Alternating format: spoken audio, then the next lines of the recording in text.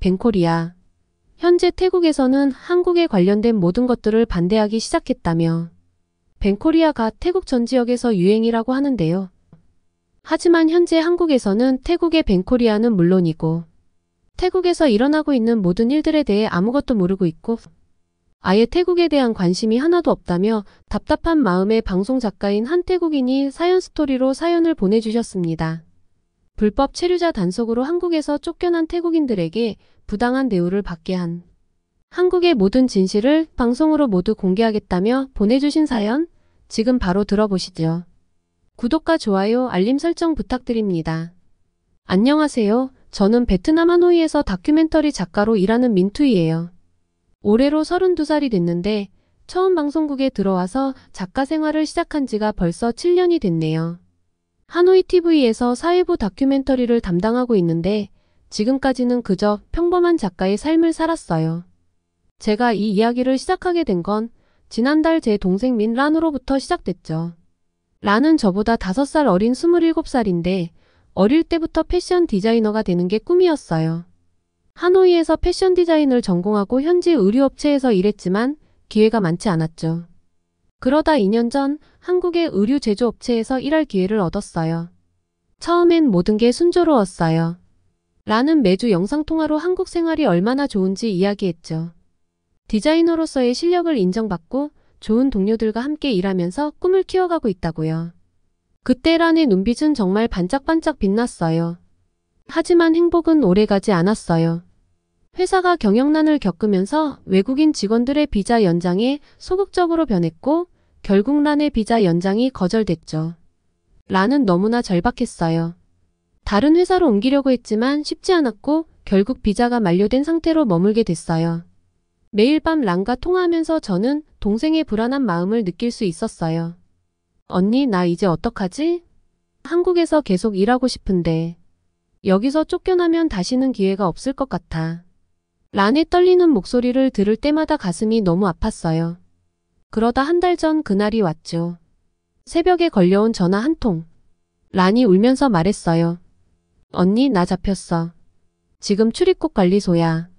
그 순간의 절망감은 말로 표현할 수 없었어요. 저는 당장 비행기 표를 알아봤지만 란은 이미 강제 출국이 결정된 상태였어요. 노이바이 공항에서 란을 맞이했을 때 동생의 모습은 너무나 달라져 있었어요. 항상 밝게 웃던 아이가 이제는 고개를 들지도 못하고 그저 짐가방만 끌고 있더라고요. 언니, 미안해. 나 때문에 가족들 얼굴에 먹칠했지? 란의 이 한마디에 저는 그만 눈물이 났어요. 하지만 이건 시작에 불과했죠. 란의 강제 출국 소식이 SNS를 통해 퍼지면서 베트남 전역에서 분노의 목소리가 터져나왔어요.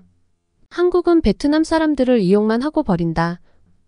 우리의 청년들을 노예 취급한다는 댓글이 수천 개씩 달렸고 급기야 벤코리아 운동이 시작됐어요. 거리에서는 한국 제품 불매 시위가 벌어졌고 한국 기업 앞에서는 항해 집회가 열렸어요.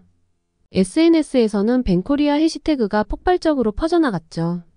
심지어 일부 과격한 사람들은 한국 관광객들에게 적대적인 행동을 하기도 했어요. 이런 상황을 지켜보면서 저는 깊은 고민에 빠졌어요. 과연 이게 옳은 걸까?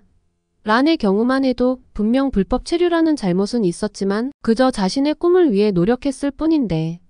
하지만 동시에 이렇게 감정적으로 대응하는 게 올바른 해결책일까 하는 의문도 들었죠. 방송작가로서 저는 이 이야기의 진실을 파헤쳐야겠다고 결심했어요. 단순히 동생의 억울함을 풀기 위해서가 아니라 이 사건의 본질을 제대로 들여다보고 싶었거든요. 그래서 저는 상사를 찾아가 특별기획 다큐멘터리를 제안했어요. 이 문제의 진실을 파헤치고 싶습니다. 제가 직접 한국에 가서 취재하겠습니다. 다행히도 저의 열정이 통했는지 상사는 프로젝트를 승인해 주셨어요. 하지만 동시에 경고도 잊지 않으셨죠. 투이 씨, 조심해요. 지금 분위기가 험악한데 혹시 한국 편들었다는 오해라도 받으면 큰일 날 수 있어요. 비행기 표를 예약하면서도 제 마음은 복잡했어요. 한편으로는 동생이 겪은 부당함에 대한 분노가 있었지만 다른 한편으로는 객관적인 시각을 잃지 말아야 한다는 책임감도 있었거든요. 게다가 지금처럼 반한 감정이 고조된 상황에서 한국에 간다는 게 두렵기도 했어요. 짐을 싸면서 란의 사진을 봤어요. 2년 전 한국으로 떠나기 직전에 찍은 사진이었는데 그때 란의 눈빛에는 희망이 가득했죠. 라나 언니가 꼭 진실을 밝혀줄게. 내가 겪은 일이 헛되지 않게 할게. 저는 그렇게 다짐하며 인천행 비행기에 올랐어요. 안녕하세요. 이어서 제가 한국에 도착했을 때의 이야기를 들려드릴게요. 솔직히 말씀드리면 비행기에서 내리는 순간부터 심장이 떨렸어요. 베트남에서 들은 이야기들이 머릿속을 맴돌았거든요. 입국 심사에서 베트남 사람들은 무조건 까다롭게 검사한다더라. 별것 아닌 이유로도 입국을 거절당할 수 있다더라. 이런 말들이요. 비행기에서 내려 입국 심사대로 향하는 동안 제 발걸음은 자꾸만 느려졌어요. 다른 나라 여행객들은 자신있게 걸어가는데 저는 왠지 모르게 움츠러들더라고요. 입국 신고서를 작성할 때는 손까지 떨렸죠. 방문 목적을 취재라고 써야 할지 그냥 관광이라고 써야 할지 고민도 됐어요. 결국 정직하게 취재라고 적었는데 이것 때문에 더 까다로운 심사를 받게 되는 건 아닐까 걱정됐죠. 심사대 앞에서 줄을 서서 기다리는 동안 주변을 유심히 살펴봤어요. 일본이나 유럽에서 온 것 같은 관광객들은 금방금방 통과하는데 동남아시아 쪽에서 온 것 같은 사람들은 좀 더 오래 걸리는 것 같았거든요. 그래서 더 긴장됐죠. 드디어 제 차례가 됐어요. 심장이 너무 빨리 뛰어서 그 소리가 제 귓가에 울리는 것 같았어요. 여권을 내밀 때는 손이 덜덜 떨렸죠. 하지만 예상과 달리 심사관은 밝은 미소로 저를 맞아주셨어요. 어서 오세요. 베트남에서 오셨네요. 그 순간 저는 깜짝 놀랐어요. 왜냐하면 베트남에서 들은 이야기와는 너무나 다른 모습이었거든요. 심사관은 친절하게 방문 목적을 물어보셨고 제가 방송작가라고 하니 더 관심을 보이셨죠.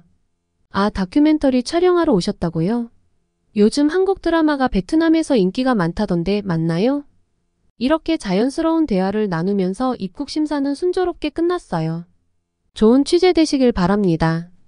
심사관의 마지막 인사를 들으면서 제 마음속에 있던 불안과 긴장이 조금씩 녹아내리는 것을 느꼈어요. 수화물을 찾으러 가는 동안 계속 생각에 잠겼어요. 왜 베트남에서는 이렇게 다른 이야기들이 퍼져 있는 걸까? 입국 심사에서 차별받는다는 이야기들은 어디서 온 걸까? 물론 제 경험 하나로 모든 것을 판단할 순 없지만 적어도 제가 겪은 현실은 소문과는 달랐어요. 공항에서 나와 택시를 탈 때도 비슷한 경험을 했어요.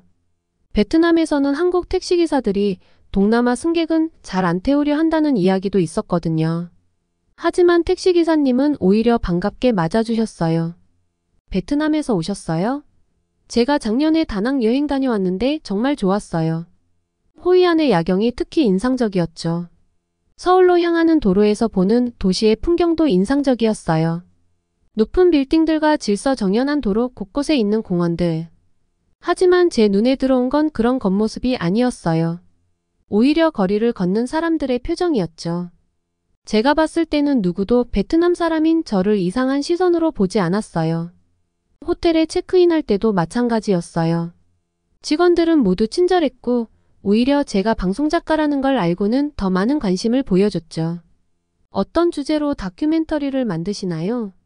이런 질문을 받으면서 저는 점점 더 혼란스러워졌어요. 첫날 저녁 호텔 근처 식당에 들어갔을 때의 일이에요. 혹시나 외국인이라고 불친절하지 않을까 걱정했는데 주인 아주머니가 오히려 더 세심하게 신경 써주셨어요. 매운 걸 잘 드시나요? 한국 음식이 입맛에 맞을지 걱정돼서요. 이런 따뜻한 관심에 저는 또 한 번 놀랐죠. 방으로 돌아와 노트북을 펴고 그날의 경험을 정리하면서 저는 깊은 생각에 잠겼어요. 제가 겪은 한국은 베트남에서 들었던 이야기와는 너무나 달랐거든요.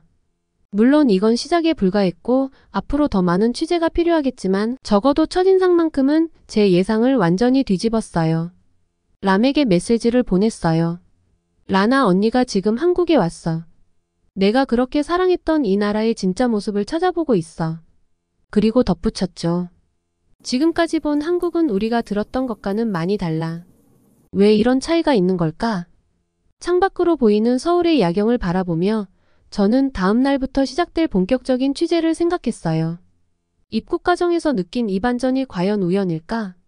아니면 우리가 무언가를 잘못 알고 있던 걸까? 한 가지 확실한 건 이제부터가 진짜 시작이라는 거예요.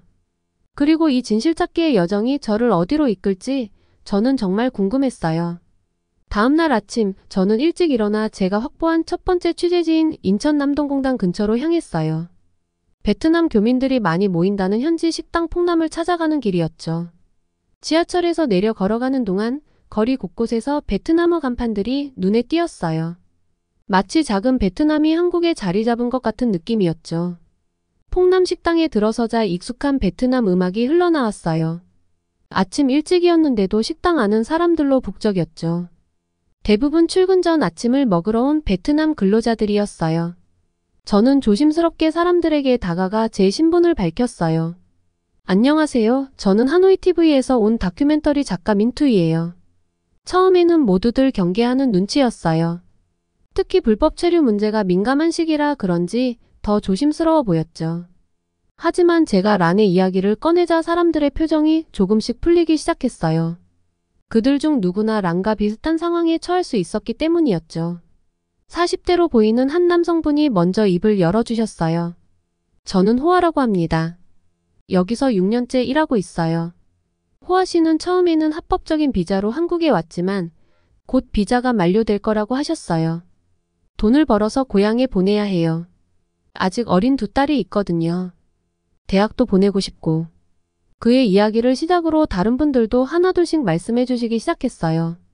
그들의 이야기에는 공통점이 있었어요.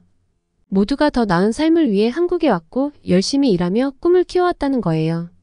그런데 이야기를 나누다 보니 또 다른 심각한 문제가 드러났어요. 최근 들어 마약 조직으로 의심되는 일부 베트남인들 때문에 선량한 교민들이 큰 피해를 보고 있다는 거였어요. 호아 씨가 한숨을 쉬며 말씀하셨죠. 그들 때문에 우리 모두가 잠재적 범죄자 취급을 받고 있어요. 길을 걸어가다가도 경찰차만 보면 가슴이 덜컥 내려앉죠. 특히 충격적이었던 건 마약 조직의 실체였어요. 그들은 불법 체류자들의 불안한 신분을 이용해 범죄에 끌어들이려 한다고 해요. 일자리를 소개해준다며 접근했다가 나중에 보니 마약 운반을 시키려고 했어요. 한 젊은 여성분이 떨리는 목소리로 말씀하셨어요. 점심시간이 되자 식당은 더욱 붐볐어요. 저는 구석자리에 앉아 계속해서 이야기를 들었죠. 한 분은 본인이 운영하는 작은 가게 이야기를 해주셨어요. 저는 운이 좋게도 합법적인 비자가 있어요. 그래서 이렇게 가게도 할 수 있었죠. 하지만 매일 밤 걱정이에요. 우리 가게에서 일하는 직원들이 대부분 비자가 만료될 예정이거든요. 오후가 되어서는 좀 더 깊은 이야기들이 나왔어요. 일부 사업장에서 불법 체류자들의 약점을 악용해 임금을 제때 주지 않거나 과도한 노동을 강요한다는 거예요. 하지만 신분이 불안정하다 보니 항의도 제대로 못한다고 해요. 저녁이 되어갈 무렵 한 할아버지께서 조용히 제 옆에 앉으셨어요. 작가님, 우리가 나쁜 사람들이 아니라는 걸 꼭 알려주세요. 우리는 그저 더 나은 삶을 위해 열심히 살아가는 사람들일 뿐이에요. 그 말씀에 저는 눈물이 날 것 같았어요. 하루 종일 들은 이야기들을 정리하면서 저는 이 문제가 생각보다 훨씬 복잡하다는 걸 깨달았어요. 단순히 불법 체류자 단속의 문제가 아니라 그 속에 숨겨진 다양한 이야기들이 있었거든요. 선량한 사람들의 생존을 위한 몸부림과 이를 악용하는 범죄 조직들의 존재가 복잡하게 얽혀 있었죠. 그날 밤 숙소로 돌아오는 길에 란에게 전화를 걸었어요. 란아, 오늘 정말 많은 이야기를 들었어. 내가 겪은 일이 너 혼자만의 일이 아니었더라. 전화기 너머로 란의 흐느끼는 소리가 들렸어요. 우리는 한동안 아무 말도 하지 않았죠. 때로는 침묵이 수천 마디 말보다 더 많은 것을 말해주니까요. 베트남 교민들을 취재하고 나서 다음날 저는 한국인들의 반응을 알아보기로 했어요. 우리나라에서는 벤코리아 운동이 폭발적으로 번지고 있는데 과연 한국 사람들은 이 상황을 어떻게 생각하고 있을지 정말 궁금했거든요. 아침 일찍 명동으로 나갔어요. 평일 아침이었는데도 거리는 사람들로 붐볐죠. 처음에는 좀 망설여졌어요. 낯선 사람들에게 다가가 이런 민감한 주제로 이야기를 시작하는 게 쉽지 않았거든요. 하지만 용기를 내서 20대로 보이는 직장인분께 먼저 말을 걸었어요. 안녕하세요. 저는 베트남에서 온 방송작가예요. 혹시 최근 베트남에서 일어나고 있는 벤코리아 운동에 대해 들어보셨나요? 그분은 잠시 생각하시더니 고개를 갸우뚱하셨어요. 벤코리아요? 처음 들어보는데요. 무슨 일이 있었나요? 이런 반응은 계속됐어요. 30대 주부님은 베트남이랑 무슨 일 있었어요? 요즘 뉴스를 잘 안 봐서. 라고 하셨고 40대 회사원분은 혹시 베트남 관광 관련된 거예요? 라고 물으셨죠. 점심시간이 되자 더 많은 사람들을 만날 수 있었어요. 을지로의 한 직장인 식당에서는 5명 정도가 함께 앉아 계신 테이블의 양해를 구하고 이야기를 나눴죠. 베트남에서 한국 제품 불매운동이 일어나고 있다고요? 왜요? 한 분이 물으시자 다른 분들도 관심을 보이셨어요. 제가 상황을 설명하자 다들 놀라는 눈치셨어요. 와, 그런 일이 있었어요? 근데 왜 우리는 모르고 있었지? 누군가 이렇게 말하자 다른 분이 대답하셨어요. 요즘 워낙 이슈가 많아서 그런가? 우크라이나 전쟁도 있고 국내 정치적인 문제들도 많고. 오후에는 강남역 근처로 가봤어요. 길거리 인터뷰를 하면서 특이한 점을 발견했는데 일부 젊은 층에서는 SNS를 통해 이 소식을 접했다고 하더라고요. 하지만 그들조차도 자세한 내용은 잘 모르고 있었어요. 인스타에서 뭔가 본 것 같은데 자세히는 모르겠어요. 대학가인 신촌에서는 또 다른 반응을 만났어요. 한 대학생은 이렇게 말하더라고요. 제 베트남 친구가 그런 얘기를 하긴 했어요. 근데 너무 과장된 거 아닌가요? 제가 아는 베트남 친구들은 한국 생활 잘하고 있던데. 저녁 때쯤에는 홍대 앞으로 자리를 옮겼어요. 그곳에서 만난 한 카페 사장님의 이야기가 특히 기억에 남네요. 우리 카페에도 베트남 손님들이 자주 오는데 최근에 좀 줄어든 것 같긴 해요. 이런 일이 있었다니 놀랍네요. 하루 종일 인터뷰를 하면서 느낀 건 한국인들의 반응이 제가 예상했던 것과는 완전히 다르다는 거였어요.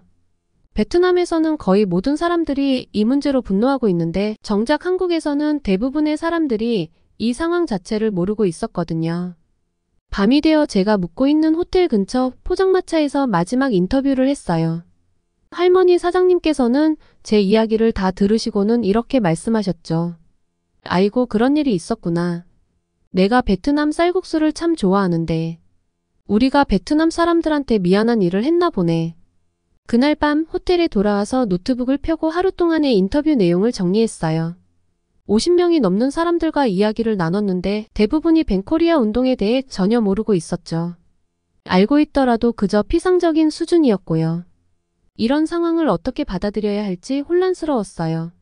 한편으로는 한국인들의 무관심이 서운하기도 했지만 다른 한편으로는 이게 오히려 다행일 수도 있다는 생각이 들었어요. 적어도 한국 사회에 베트남에 대한 적대감은 없어 보였거든요. 란에게 메시지를 보냈어요. 란아, 오늘 정말 이상한 경험을 했어. 우리나라에서는 모든 사람들이 이 일로 분노하고 있는데 여기 사람들은 대부분 그런 일이 있는지도 모르고 있더라. 이게 다행인 건지 더 서운한 일인 건지 모르겠어. 잠들기 전 창밖의 서울 야경을 바라보며 생각에 잠겼어요. 왜 이런 인식의 차이가 생긴 걸까? 우리는 너무 감정적으로 대응하고 있는 걸까? 아니면 한국 사회가 이웃나라의 목소리에 너무 무관심한 걸까? 이 간극을 어떻게 하면 좁힐 수 있을까? 이런 생각을 하다 보니 문득 우리 베트남 언론의 역할도 돌아보게 됐어요. 우리는 이 사건을 너무 선정적으로만 다룬 건 아닐까? 양국 관계의 더 큰 그림을 보지 못하고 있는 건 아닐까? 결국 밤늦게까지 잠을 이루지 못했어요. 제가 만든 다큐멘터리가 이 간극을 조금이라도 좁히는데 도움이 됐으면 좋겠다는 생각을 하면서요. 그리고 양국의 일반 시민들이 서로를 더 이해할 수 있는 기회가 되길 바라면서 마침내 잠이 들었어요. 취재를 마치고 베트남으로 돌아오는 비행기 안에서 저는 그동안 찍은 영상들을 다시 보기 시작했어요. 서울에서의 2주간 정말 많은 것을 보고 듣고 느꼈죠. 이제 이 모든 걸 어떻게 다큐멘터리로 만들어낼지가 제 앞에 놓인 큰 과제였어요. 하노이에 도착하자마자 방송국으로 향했어요. 편집실에 들어서는 순간 동료들의 시선이 느껴졌죠. 투이, 너 설마 한국 편들지는 않았겠지? 누군가 농담처럼 던진 이 말에 웃어넘겼지만 속으로는 긴장됐어요. 제가 본 진실을 어떻게 하면 가장 공정하게 전달할 수 있을지 그게 제일 큰 고민이었거든요. 편집은 쉽지 않았어요.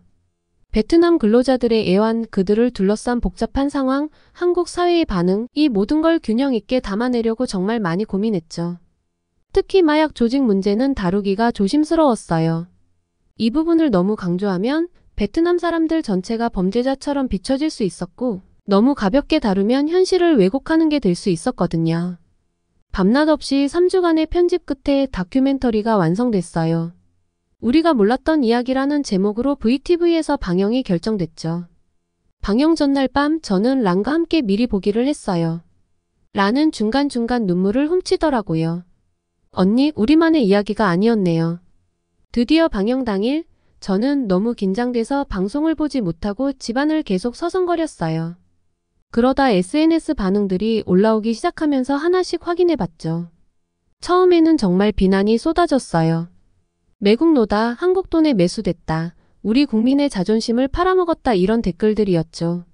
하지만 시간이 지나면서 조금씩 다른 의견들도 보이기 시작했어요. 처음에는 화가 났는데 끝까지 보니 생각이 달라졌다. 우리가 몰랐던 이야기들이 많았다. 문제의 본질을 다시 생각해보게 됐다. 이런 반응들이 하나둘 늘어나기 시작했어요. 특히 인상 깊었던 건 한 유튜버의 반응이었어요. 그분이 제 다큐멘터리를 보고 직접 한국에 가서 추가 취재를 했다더라고요. 그리고 올린 영상이 큰 반향을 일으켰죠. 더 많은 사람들이 이 문제를 다각도로 바라보기 시작한 거예요. 방송 이후 놀라운 변화들이 일어났어요. 한 베트남 교민협회에서 불법 체류 베트남인들의 합법화를 돕는 프로그램을 시작했고, 한국의 이주민 지원센터에서도 베트남어 상담 서비스를 확대했죠. 란의 경우처럼 전문직 종사자들을 위한 새로운 비자 프로그램도 검토되기 시작했어요. 물론 여전히 벤코리아 운동은 계속되고 있었지만 그 성격이 조금씩 달라지기 시작했어요. 무조건적인 반대가 아니라 양국 간의 더 나은 관계를 위한 건설적인 제안들이 나오기 시작한 거죠. 일부 시민단체에서는 베트남 노동자들의 권리 보호를 위한 구체적인 정책을 제안하기도 했어요. 한 달 뒤 제 다큐멘터리는 한국의 한 케이블 채널에서도 방영됐어요. 한국어 자막을 입혀서 내보낸 건데 이것이 또 다른 변화를 가져왔죠. 한국 시민들이 베트남 이주민들의 현실을 이해하게 된 계기가 된 거예요. 방송 후 한국의 시민단체들도 불법 체류자 문제에 대한 새로운 접근을 제안하기 시작했어요. 란의 이야기도 새로운 전기를 맞았어요. 다큐멘터리를 본 한 패션 기업에서 연락이 왔는데 란의 디자인 능력을 높이 평가하고 정식 채용을 제안했다고 해요. 이번에는 정식 취업 비자를 통해서요. 란이 전화로 이 소식을 전해줬을 때 저희 둘 다 울면서 기뻐했죠. 하지만 이게 끝이 아니었어요. 제 다큐멘터리는 예상치 못한 곳에서도 반향을 일으켰어요. 베트남의 다른 언론사들도 이 문제를 더 깊이 있게 다루기 시작했고, 한국의 언론들도 베트남 이주민들의 이야기에 더 많은 관심을 보이기 시작했죠. 지난주에는 뜻밖의 연락을 받았어요. 아세안 방송 제작자 포럼에서 제 다큐멘터리로 특별상을 받게 됐다는 소식이었어요. 심사위원들은 국가 간의 갈등을 단순히 감정적으로 다루지 않고 깊이 있는 취재를 통해 문제의 본질을 파헤친 점을 높이 평가했다고 해요. 어제는 한 후배 기자가 저를 찾아왔어요. 선배님처럼 용기 있는 보도를 하고 싶다고요. 저는 그 후배에게 이렇게 말해줬어요. 진실은 때로 불편할 수 있어. 하지만 그 불편한 진실을 마주할 때 비로소 우리는 한 걸음 더 나아갈 수 있는 거야. 지금도 여전히 해결해야 할 문제들이 많이 남아 있어요. 하지만 적어도 사람들이 이 문제를 다른 시각으로 바라보기 시작했다는 것, 그리고 대화를 통한 해결을 모색하기 시작했다는 것만으로도 큰 변화라고 생각해요. 이제 저는 새로운 다큐멘터리를 준비하고 있어요. 이번에는 한국과 베트남의 청년들이 서로를 이해하고 소통하는 과정을 담아보려고 해요. 우리의 이야기는 여기서 끝나는 게 아니라 새로운 시작을 향해 나아가고 있으니까요. 지금까지의 사연 어떻게 들으셨나요? 다음에 더 재밌는 사연으로 돌아오겠습니다. 감사합니다.